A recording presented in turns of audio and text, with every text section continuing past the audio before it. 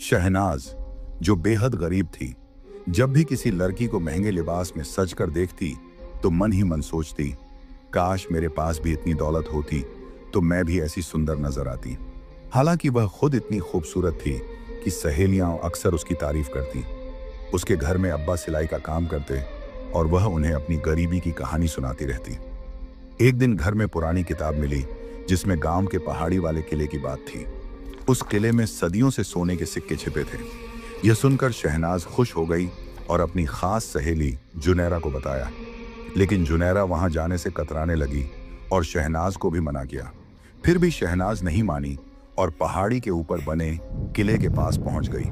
अंदर सोने के सिक्के सचमुच जमीन पर बिखरे थे, लेकिन तभी पीछे एक जिन्न का एहसास हुआ जो सदियों से वहीं रहता था। उसे एक लालची लड़की का इंतजार था। शहनाज ने उसे देखा तो डर गई। उसका बदन काला और भयानक था, लेकिन सिक्कों पर उसका ध्यान ज्यादा था। जिन्न जानता था कि वह लालची है। जिन्न बोला, सिक्के चाहिए तो मेरे साथ तब तक रहो जब तक मेरा मन न भरे। लालच में शहनाज ने अपना जिस्म बेच दिया, लेकिन यह लालच महंगा पड़ने वाला था। उसके बाद जिन्न ने जो किया वह देख कोई भी हैरान रह जाए। शहनाज, उसका नाम जितना खूबसूरत था उसे कहीं ज्यादा खूबसूरत वह खुद थी। उसकी आंखें ऐसी थीं जैसे किसी ने रात के आसमान से दो सबसे चमकीले सितारे तोड़कर लगा दिए हों। गांव के लोग कहते थे कि खुदा ने उसे बड़ी फुर्सत से बनाया था, लेकिन उसकी यही खूबसूरती उसकी सबसे बड़ी बेचैनी का कारण थी। शहनाज की मां अमीना का इंतकाल तब हो गया था जब वह सिर्फ 5 साल की थी। उसे अपनी मां का चेहरा बस एक धुंधले से ख्वाब जैसा याद था। जब भी वह अपने अब्बा हामिद करीम से अपनी मां के बारे में पूछती तो हामिद की आंखों में एक अजीब सी उदासी तैर जाती। वह फौरन बात बदल देते, जैसे किसी गहरे राज को अपने सीने में दफन किए हुए हों और नहीं चाहते कि उसकी परछाई भी शहनाज पर पड़े। अब्बा के प्यार में कोई कमी नहीं थी। हामिद करीम गांव के अकेले दर्जी थे। उनकी कमजोर आंखों और कांपते हाथों ने दिन रात लोगों के फटे पुराने कपड़े सिलकर शहनाज को पाला पोसा था। घर में हर वक्त सिलाई मशीन की खटखट की आवाज गूंजती रहती। शहनाज के लिए यह आवाज उनकी गरीबी का शोर थी। गरीबी एक ऐसा अभिशाप थी जो उनके घर की दहलीज से कभी नहीं हटी। शहनाज जब भी गांव की दूसरी लड़कियों को रंग बिरंगे कपड़े पहने, कानों में सोने की बालियां और पैरों में छनकती पायल पहने देखती तो उसके दिल में एक हुक सी उठती।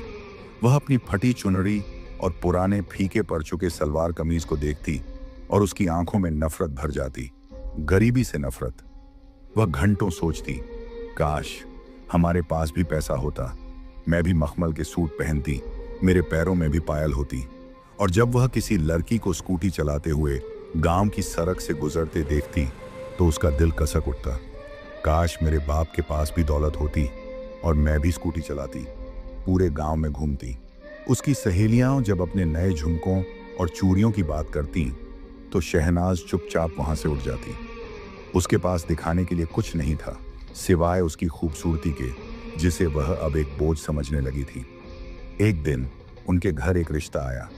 लड़के वाले शहर के थे और खाते पीते घर के लग रहे थे। लड़के ने शहनाज को देखा और पहली नजर में ही उस पर फिदा हो गया। शहनाज के दिल में भी पहली बार उम्मीद की एक किरण जागी। उसने सपने बुनने शुरू कर दिए, एक बड़ा सा घर, खूबसूरत कपड़े और इस गरीबी से छुटकारा। लेकिन जब लड़के की मां ने उनके टूटे फूटे घर, पुराने बर्तनों और हामिद करीम के फटे कपड़ों को घूरती नजरों से देखा तो उनके चेहरे पर एक तिरस्कार भरी मुस्कान आ गई। उन्होंने बड़ी बेरुखी से कहा, लड़की तो चांद का टुकड़ा है, पर हम अपनी दौलत को इस फकीरी में नहीं झोंक सकते। यह इनकार शहनाज के दिल पर एक हथौड़े की तरह लगा। उस दिन वह बहुत रोई, इतनी कि उसकी आंखें सूज गईं। उसने अपने अब्बा से लड़ते हुए कहा, क्यों हैं हम इतने गरीब अब्बा? कब तक आप ये फटे कपड़े सिलते रहेंगे? इस सिलाई मशीन की खटखट ने हमें क्या दिया है सिवाय इस घुटन और जिल्लत के? हामिद करीम ने उसे अपने पास बिठाया। उनकी आंखों में आंसू थे। उन्होंने शहनाज के सिर पर हाथ फेरते हुए कहा, बेटी, ज्यादा की लालच अच्छी नहीं होती। खुदा ने हमें जो दिया है उसमें शुक्र करना सीखो। यही लालच तुम्हारी मां की वजह बना था। यह कहकर वह खामोश हो गए, लेकिन उनकी आंखों का दर्द और उनके आधे अधूरे शब्द शहनाज के दिल में एक सवाल बनकर चुप गए। मां की वजह? ऐसा क्या हुआ था? उस रात के बाद शहनाज और भी चुप हो गई। उसके दिल में दौलत की आग और भी ज्यादा भड़क उठी थी। उसे अब किसी भी कीमत पर अमीर बनना था। उसे अपने अब्बा के समझाने पर गुस्सा आ रहा था। आपके पास भी पहले बहुत दौलत थी, वो मन ही मन सोचती। जरूर माँ ने कुछ गलत किया होगा, लेकिन आपकी नाकामी की सजा मैं क्यों भुगतूं? उसे याद था, बचपन में लोगों को कहते सुना था कि हामिद करीम भी कभी अमीर हुआ करते थे, पर उसकी बीवी अमीना ने सब बर्बाद कर दिया। आज बाप और बेटी इसीलिए गरीब हैं।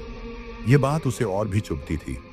एक दिन घर के किसी कोने की सफाई करते हुए उसे अपनी माँ का एक पुराना दीमक लगा संदूक मिला। संदूक में पुराने बदरंग कपड़ों के नीचे एक काली जिल्द वाली किताब थी। उसके पन्ने पीले पड़ चुके थे और उन पर किसी अजीब सी ना समझ आने वाली भाषा में कुछ लिखा था। शहनाज उसे बंद ही करने वाली थी कि उसकी नजर एक पन्ने पर पड़ी, जिस पर साफ उर्दू में कुछ पंक्तियां लिखी थीं। ये पंक्तियां एक खजाने का पता बता रही थी। किताब में लिखा था कि गांव के बाहर जो वीरान पहाड़ी है, उसके ऊपर सदियों पुराने किले में एक बेशुमार खजाना छिपा है, लेकिन उस खजाने की हिफाजत एक काला जिन्न करता है। और सबसे आखिर में एक अजीब सी शर्त लिखी थी, जो भी उस खजाने को पाने आए वह सबसे खूबसूरत लिबास में सज संवर कर आए, क्योंकि उस किले का मालिक खूबसूरती का पुजारी है। शहनाज की आंखें चमक उठीं। उसके कांपते हाथों में वह किताब थी या उसकी किस्मत की चाबी। उसे लगा कि खुदा ने आखिरकार उसकी सुन ली है। वह फौरन अपनी सबसे अच्छी सहेली जुनैरा के पास भागी। जुनैरा ने जब यह सब सुना तो उसका चेहरा डर से पीला पड़ गया। उसने शहनाज का हाथ मजबूती से पकड़कर कहा, नहीं शहनाज, खुदा के वास्ते वहां मत जाना। मैंने बरों से सुना है उस किले में जो जिन्न रहता है वह बहुत खतरनाक है। कहते हैं कि उसकी पहली पसंद खूबसूरत लड़कियां हैं और वह उन्हें अपनी कैद में रख लेता है। गांव में तुमसे ज्यादा खूबसूरत कोई नहीं है। यह खजाना एक जाल है शहनाज। जुनैरा दौलत की लालची नहीं थी। वह एक सीधी सादी लड़की थी जो अपनी छोटी सी दुनिया में खुश थी। उसने शहनाज को बहुत समझाया, पर सब बेकार। शहनाज पर तो दौलत का जुनून सवार था। उसने जुनैरा की एक न सुनी। उसने कहा, मैं इस गरीबी में घुट घुट कर मरने से बेहतर एक बार अपनी किस्मत आजमाना चाहूंगी। मुझे यह जिल्लत भरी जिंदगी नहीं जीनी। शहनाज ने वहां जाने का फैसला कर लिया, पर किताब की शर्त, उसके पास अच्छे कपड़े खरीदने के पैसे कहाँ थे। उसने जुनैरा से कुछ पैसे उधार मांगे। जुनैरा ने रोते हुए उसे पैसे दे दिए, जैसे वह अपनी सहेली को किसी अंतिम यात्रा पर भेज रही हो। शहनाज बाजार गई। उसने अपनी जिंदगी की सबसे खूबसूरत पोशाक खरीदी, एक सुर्ख लाल रंग का सलवार कमीज जिस पर सोने के धागों से बारीक काम किया हुआ था। उसने चांदी के झुमके, आंखों के लिए गहरा काजल और होठों के लिए सुर्ख लाली भी खरीदी। उस शाम जब सूरज डूब रहा था और आसमान में सिंदूरी रंग फैल रहा था, शहनाज तैयार हुई। जब वह घर के टूटे हुए शीशे में खुद को देख रही थी तो उसे एक पल के लिए यकीन नहीं हुआ कि वह वही शहनाज है। वह किसी रियासत की शहजादी लग रही थी। तभी उसके अब्बा हामिद करीम की नजर उस पर पड़ी। एक पल के लिए वह अपनी बेटी की खूबसूरती देखकर दंग रह गए, लेकिन अगले ही पल उनका दिल किसी अनहोनी की आशंका से कांप उठा। शहनाज की आंखों में वही चमक थी, वही जुनून, वही दौलत की प्यास जो सालों पहले उन्होंने अमीना की आंखों में देखी थी। शहनाज, बेटी, कहाँ? इससे पहले कि हामिद करीम कुछ और कह पाते, शहनाज दरवाजा खोलकर तेजी से अंधेरे में गुम हो गई। हामिद करीम, रुक जा बेटी, चिल्लाते रहे, पर वह नहीं रुकी।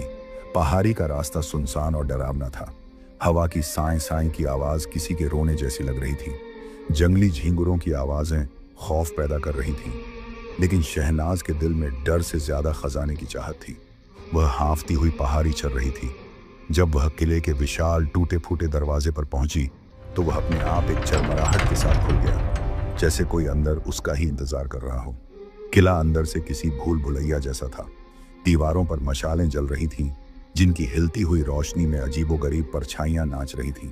हवा में सदियों की सीलन और एक अजीब सी खुशबू घुली हुई थी। वह एक बड़े से हॉल में पहुंची और जो नजारा उसने देखा, उससे उसकी आंखें फटी की फटी रह गईं। फर्श पर सोना और जवाहरात ऐसे बिखरे पड़े थे जैसे किसी ने सूखी पत्तियां बिछा दी हों। सोने के सिक्के, हीरे मोती, माणिक और पन्ने के ढेर लगे थे। दीवारों से सटे संदूकों से अशर्फियां बाहर उबल रही थीं। शहनाज ये सब देखकर पागल सी हो गई। वह दौलत, इतनी सारी दौलत, चीखती हुई घुटनों के बल बैठ गई और सोने के सिक्कों को अपनी मुट्ठियों में भरने लगी। उसकी हंसी पूरे हॉल में गूंज रही थी। वह सिक्कों को हवा में उछाल रही थी और अपने लाल लिबास पर गिरते देख रही थी। तभी उसे अपने पीछे एक साए का एहसास हुआ, एक बहुत बड़ा साया जो मशाल की रोशनी को रोक रहा था। उसने पलटकर देखा और उसकी चीख हॉल की दीवारों से टकरा कर रह गई। उसके सामने एक विशालकाय वजूद खड़ा था। उसका रंग कोयले से भी ज्यादा काला था, जिस्म किसी पहाड़ जैसा। आंखें अंगारों की तरह दहक रही थीं और चेहरा इतना बदसूरत और खौफनाक था कि कोई भी उसे देखकर डर के मारे वहीं दम तोड़ दे। वह काला जिन्न था। शहनाज डर से कांप रही थी।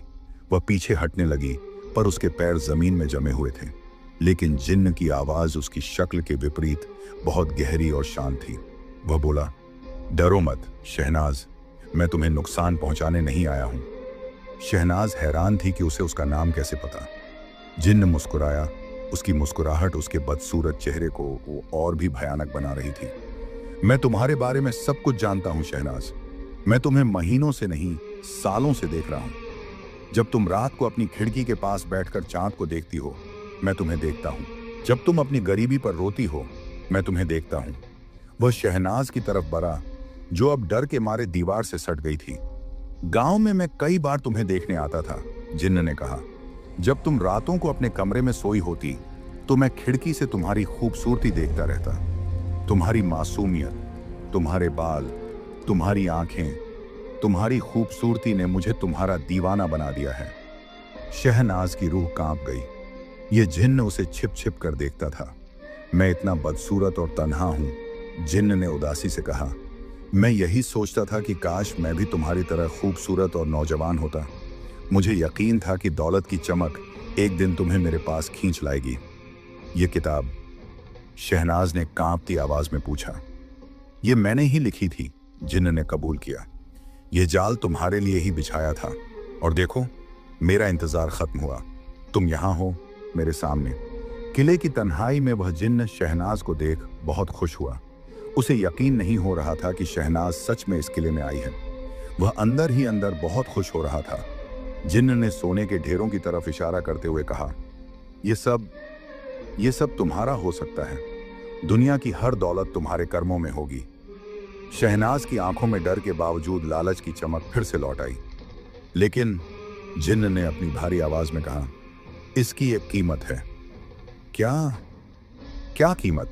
शहनाज ने पूछा। कीमत हो तुम, जिन्न ने कहा। ये सोने के सिक्के तुम्हारे लिए हैं, लेकिन इस सोने की कीमत से ज्यादा मेरे लिए तुम कीमती हो। तुम इन सोने के सिक्कों में से एक भी इस किले से बाहर नहीं ले जा सकती। तो फिर? शहनाज समझ नहीं पाई। इसको पाने के लिए तुम्हें इस किले में मेरे साथ रहना होगा, हमेशा के लिए, या कम से कम तब तक जब तक मेरा मन तुमसे न भर जाए। शहनाज सन्न रह गई। जिन्न ने आगे कहा, तुम्हें मेरे किले में दुनिया की हर वह चीज मिलेगी जिसकी तुम्हारी तमन्ना है। रेशम के कपड़े, दुनिया के बेहतरीन खाने, हीरे जवाहरात, वह सब मैं किले में तुम्हारे लिए लेकर आऊंगा। तुम्हारी हर ख्वाहिश पूरी होगी, लेकिन तुम्हारी दुनिया सिर्फ यह किला होगा। बाहर जाने की इजाजत नहीं होगी। शहनाज के सामने दो रास्ते थे। एक तरफ उसकी घिनौनी गरीबी, जिल्लत और टूटे हुए घर की जिंदगी थी। दूसरी तरफ सोने से लदा यह खौफनाक पिंजरा था, जिसकी पहरेदारी यह बदसूरत जिन्न कर रहा था। उसने एक पल के लिए अपने अब्बा का चेहरा याद किया, जुनैरा की चेतावनी याद की, लेकिन फिर उसकी आंखों के सामने सोने के सिक्के नाचने लगे। उसने सोचा, घर पर भी तो एक कैद ही है, गरीबी की कैद। वहां कम से कम मेरे पास दौलत तो होगी, मैं रानी बनकर रहूंगी। और उसने हाँ कर दी। शुरुआत के दिन किसी सपने की तरह थे। जिन्न ने शहनाज के लिए किले को जन्नत बना दिया। वह पलक झपकाती और दुनिया के सबसे लजीज खाने हाजिर हो जाते। रेशम और मखमल के कपड़े उसके लिए आते, जिन्हें शायद परियां बुनती थीं। हीरे जवाहरात उसके लिए खिलौने बन गए थे। जिन्न उससे घंटों बातें करता। वह उसे अपनी सदियों की तन्हाई के किस्से सुनाता। वह शहनाज की हर ख्वाहिश पूरी करता, सिवाय एक के, किले से बाहर जाने की ख्वाहिश। शहनाज बहुत खुश थी। उसने गरीबी को हमेशा के लिए पीछे छोड़ दिया था। उसे लगा कि उसने सही फैसला किया है। लेकिन धीरे धीरे हफ्तों से महीने और महीनों से साल गुजरने लगे। सब कुछ बदलने लगा। वही सोना अब उसे पीला पत्थर लगता था, वही जवाहरात कांच के बेरंग टुकड़े। किले की विशाल खामोश दीवारें उसे खाने को दौड़ती थीं। उसे अब गांव की वह धूल भरी गलियां, अपने अब्बा के हाथों की बनी रूखी सूखी रोटी और झुनैरा की बेमतलब की बकबक याद आने लगी थी। जिन्न का हर पल उसके आसपास रहना, उसकी खूबसूरती को घूरते रहना उसे अब अच्छा नहीं लगता था। उसका प्यार अब एक पहरे जैसा लगने लगा था। वह खूबसूरत तो थी, पर अब उसकी खूबसूरती को देखने वाला कोई नहीं था, सिवाय एक बदसूरत जिन्न के। वह दुनिया की सबसे अमीर कैदी थी। एक रात वह किले की खिड़की पर खड़ी होकर बहुत रो रही थी।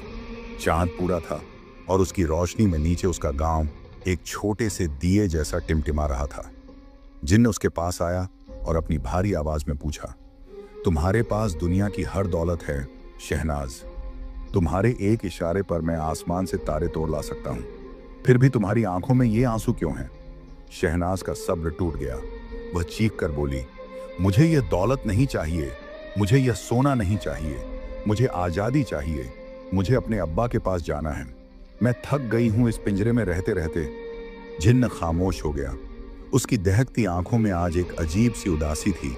उसने एक गहरी सांस ली और बोला, तुम्हारी माँ ने भी यही गलती की थी। शहनाज चौंक गई। वह रोना भूल गई। मेरी माँ? तुम मेरी माँ को जानते थे? जिन्न ने एक ठंडी आह भरी और उस राज से पर्दा उठाया जिसे हामिद करीम ने सालों से छुपाया था। तुम्हारी माँ अमीना भी तुम्हारी तरह ही खूबसूरत और लालची थी, जिन्न ने कहना शुरू किया। वह भी इसी खजाने की चाह में यहां आई थी। उसने भी मेरे साथ रहने का वादा किया था। मैं उससे बेइंतहा मोहब्बत करने लगा था। वह मेरी सदियों की तन्हाई का सहारा बन गई थी। जिन्न की आवाज में दर्द था, लेकिन वह दौलत के साथ साथ आजादी भी चाहती थी। वह मुझसे ऊब गई थी। एक रात उसने मुझे धोखा दिया। उसने कुछ कीमती जवाहरात चुराए और यहां से भागने की कोशिश की। मैंने उसे रोक लिया। जिन्न ने कहा, मैं उसे उसी वक्त मार सकता था, लेकिन मैं उससे मोहब्बत करता था। मैंने उसे सजा दी। मैंने उससे सारे जवाहरात छीन लिए और उसे किले से बाहर निकाल दिया। लेकिन मैंने उसकी जुबान पर एक ताला लगा दिया कि वह कभी किसी को इस किले का राज न बता सके। शहनाज कांपते हुए यह सब सुन रही थी। तुम्हारे अब्बा यह सब जानते थे, जिन्न ने कहा। दौलत खोने का सदमा और अपनी गलती की शर्म उसे अंदर ही अंदर खा गई। वह खामोश हो गई और कुछ ही सालों में वह मर गई। तुम्हारी माँ मरी नहीं थी शहनाज, उसे उसकी लालच ने मारा था। तुम्हारे अब्बा तुम्हें इसी लालच से दूर रखना चाहते थे। यह सुनकर शहनाज के पैरों तले जमीन खिसक गई। अब उसे समझ आया कि उसके अब्बा क्यों अपनी पत्नी का जिक्र नहीं करते थे। उसे एहसास हुआ कि वह भी अपनी माँ के ही नक्शे कर्म पर चल रही थी। उसकी आंखों से घमंड और लालच का पर्दा हट गया। उसने जिन्न की तरफ देखा। आज पहली बार उसे जिन्न के बदसूरत चेहरे में उसका सदियों का अकेलापन और उसकी मोहब्बत का दर्द दिखाई दिया। उसे उस पर नफरत नहीं, तरस आ रहा था। शहनाज ने अपने आंसू पोंछते हुए कहा, मैं अपनी माँ जैसी नहीं बनूंगी। मुझे यह खजाना नहीं चाहिए। मैं समझ गई हूं कि असली दौलत सोना चांदी नहीं, बल्कि अपने और आजादी है। अगर तुम्हें मुझसे जरा भी मोहब्बत है तो मुझे जाने दो। शहनाज की आंखों में अब लालच नहीं, बल्कि सच्चाई और पछतावा था। जिन्न खामोशी से उसे देखता रहा। उसने अपनी जिंदगी में पहली बार किसी इंसान की आंखों में अपने लिए तरस देखा था। शहनाज की बातों ने उसके पत्थर दिल पर असर किया था। उसे एहसास हुआ कि वह किसी के जिस्म को तो कैद कर सकता है, पर उसकी रूह को नहीं।